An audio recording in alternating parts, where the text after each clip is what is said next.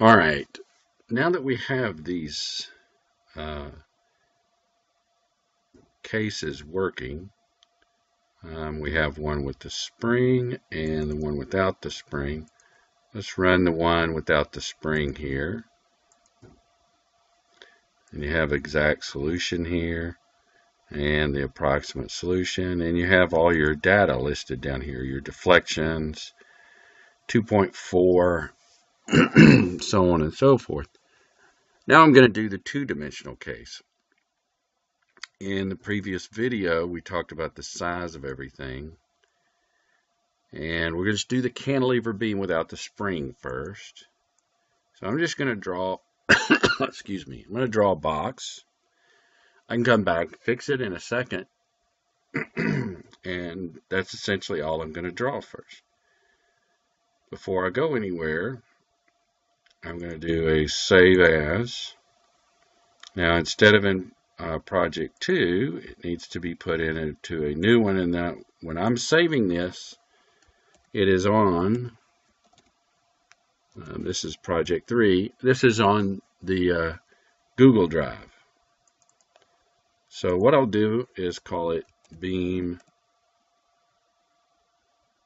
case, and then the next one will be beam case spring. Actually, I should save it as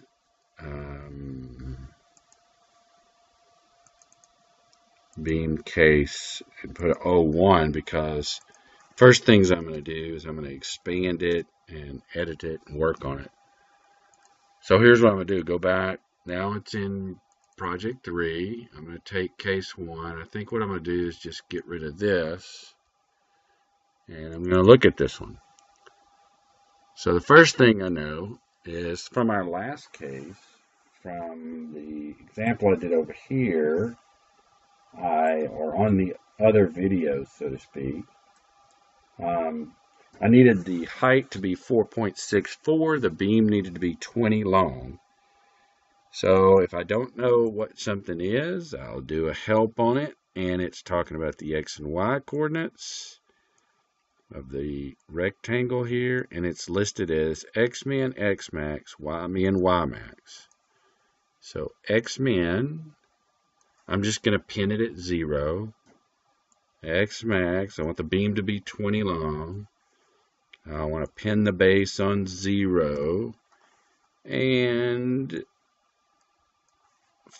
4.64. I think that's probably good enough. If I run this case, I should show up, but look at it. It starts at 0, 0, and it goes way off to the right. That's not a good view for me, so I'm going to do the X limit of the view. I'll go ahead and do -1 to 21 and -1 to 6, say. I'll run that. Okay, when I run it, it runs it, but it's in the background. Okay, so here it sits. It's sitting there, not a big deal.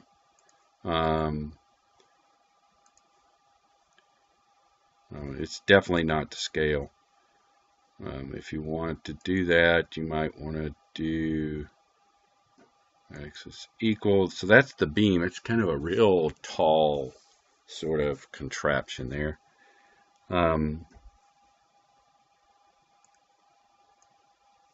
So here's your geometry now. Not exactly perfect, but I'm going to move over into the boundary portion of it.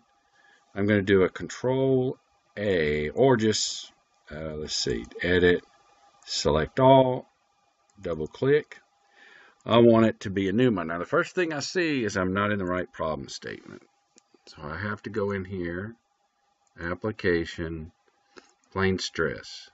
Now I can do edit, select all, double click, and it looks like I've got Newman and then mix. So I'm going to basically say surface tractions everywhere 0. Grab the left end. I'm going to say I'm going to fix that end. Grab the top end, and I'm going to say I'm going to load it with a -1. Now I haven't figured out the exact values yet, but I'm just going to make sure. Put a mesh on it, run it, go ahead in here and plot it. And I want to see what the deformed mesh looks like. So it looks similar. It looks like it might be kind of like a beam, but there's some issues that I haven't fixed. Let's go back and work on those, okay? Specification. I needed, in my case, I decided from that previous video we looked at that the I was going to be 1e to the 6th, or 6, 1e6. Poisson's ratio, leave that alone, leave everything else alone there. The I value, or the thickness. Well, now across the top of this thing, I had a load of 10 force units per length unit.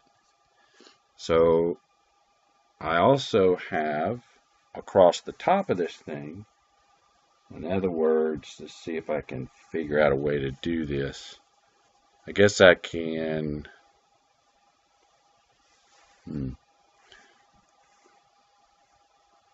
Let me see if I can do this here. I'm going to pause the video and try to get a OneNote up here. Okay, I got OneNote up here. Okay, so this is going to be awful, and I know it's awful, but hey, I'm writing with my finger on this laptop. So I I may not be writing. It doesn't allow me to write, so I'm going to have to write with the mouse. Hang on, let me try it again. See if it will. Oh yeah, it will. Okay, so this is terrible, but hey, I found E to be 1e to the 6th, right with my fingers here. Now the beam itself is a contraption that sits back here. Its height here is 4.64. Its thickness here is 0.01. And its length here was 20. Now, the load on the 1D case was 10 force units per length unit. That's what we decided to load it in the case that we did in the 1D example. Now, what this one wants to see is essentially a pressure load, which is essentially the W divided by the thickness, or 0.01. So if I had 10 back here before, I need 1,000 now. Because 10, so if you think about it, the pressure load is 10 divided by 0.01. And that is just moving the decimal places over twice, and you get 1,000. So let's go back and let's see if this seems reasonable. Go back to my boundary, double click that. I believe I was supposed to put in 1,000 if my memory serves me right. This time what I want to do is I just want to go for broke and be a little bit ridiculous, because I just need to get the answer, and I'll come back and do I'm going to jiggle the mesh to smooth it a little bit. I'm looking to get the answer to check it. Oh boy.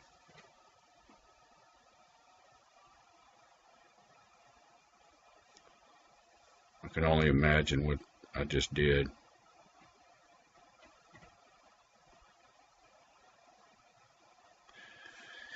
Maybe I should go back and redo this a little bit. But it's too late now. I'll tell you what, let's do it this way. Oh no.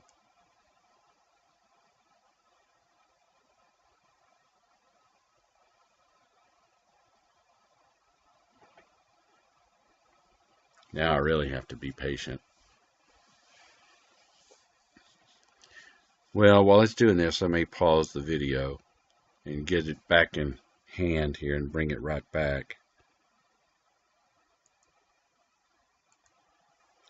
Okay, it never came back, so I had to restart the thing. So I might as well go back and redo it here.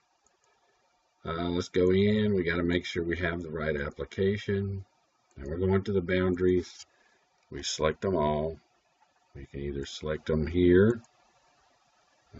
We double click them, make them all free surface, no shear anywhere, no normal load. I'm going to fix this one. We're going to make this one a -1000. Okay, now I got to go into the PDE specification, 1e to the 6th. I think we're good so far. I think what I'm going to do is, instead of going too overboard, I'm going to stop it right there. I'm going to jiggle it. I'm going to solve it. Okay, I don't know what the solution I have is, but I will come up and deform the mesh. Now this, as we saw in class, you can't trust this. So what I'm going to do is export the solution. And what I'm looking for is the minimum value here. Okay, minimum of u, meaning the largest in the negative, -2.5. Now, unfortunately, have to go back to this case and run this. So let's remember -2.53. Have to change folders back. And as you can see, it's 2.4. So it's pretty good rendition here. It tends to work okay. Might be nice to save this thing as, and not in project 2, but in project 3, case not 1, but case 2. But this time I'm going to go into case 2, load case 2.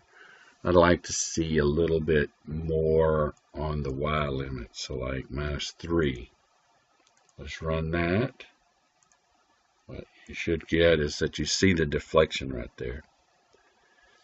Okay, so I feel pretty good that that's the case, that we were able to get that same exact solution where this point deflected down -2.4. We could look and do a convergence study, which we're going to do here shortly, but what you'll see is no matter what you do, the plot looks the same. The values are significantly different, but the plot's looking the same.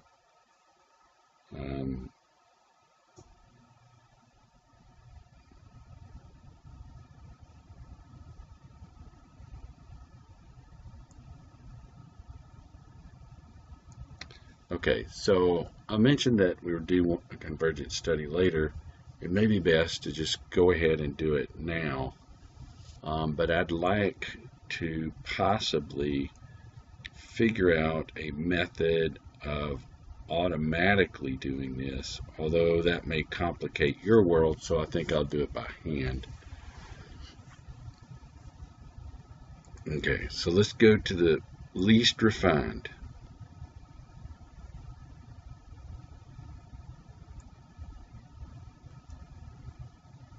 Okay, so what I will do is export the solution. Now when I'm out into here, one of the things is I have too many variables that came from the 1D case. So I think I better clear these. I'm going to export it again. Let me get rid of these things.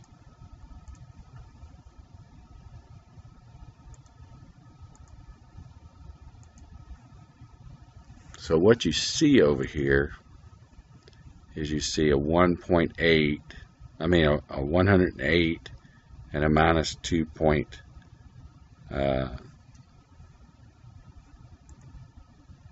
deflection. So what I'm going to do, produce a new script. I'm just going to call it converge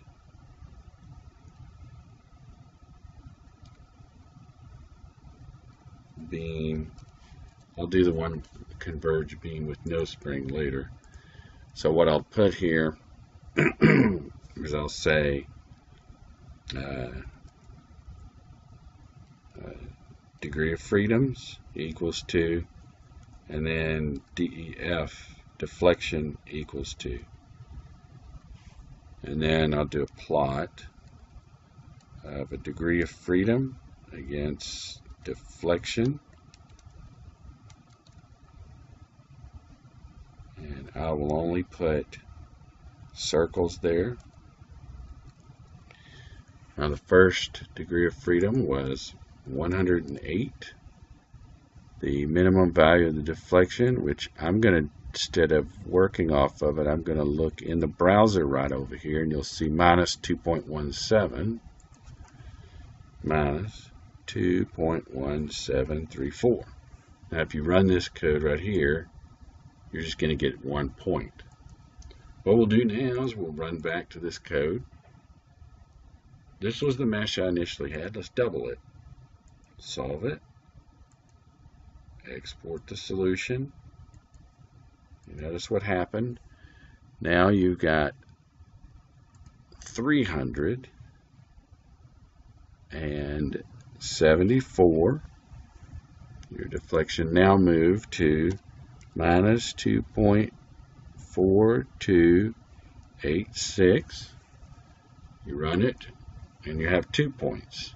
But I don't like that. I need to connect them with a line, so I'll run them again. So your plot looks like this. Not enough to determine whether you're converging or not. So let's do a third one. Run it again. Export the solution. Look at it. Looks like I went to 1386. 1386 for degrees of freedom. My value is minus 2.5074. Run that. We get a plot. Pretty much took that corner pretty quick.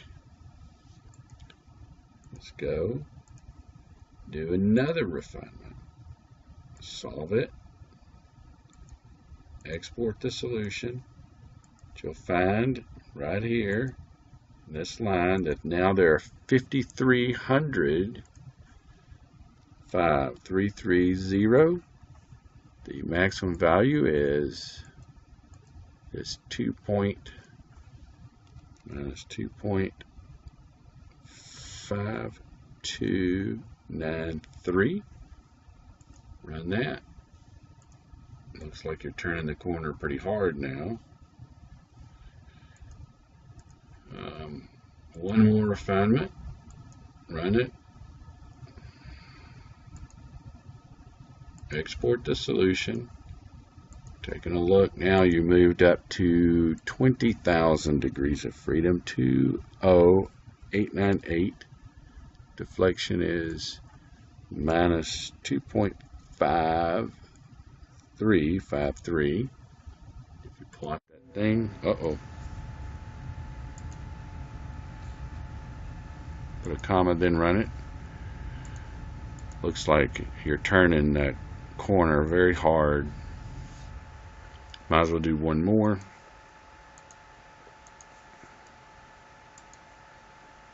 Hopefully this wasn't a mistake to do it one more time.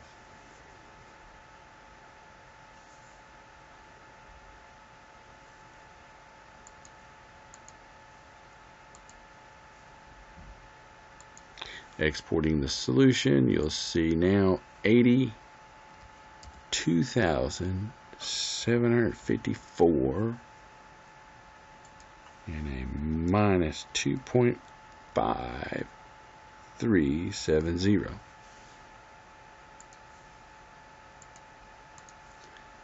It looks pretty strong. Now if you don't like that, let's see what it looks like in a log-log plot. That looks pretty strong evidence that you're at a converged solution. So at this point, I think we're good. So both of these cases are sitting out there on the Google Drive Project 3. And the next video we'll add some more because we'll put a spring deflection.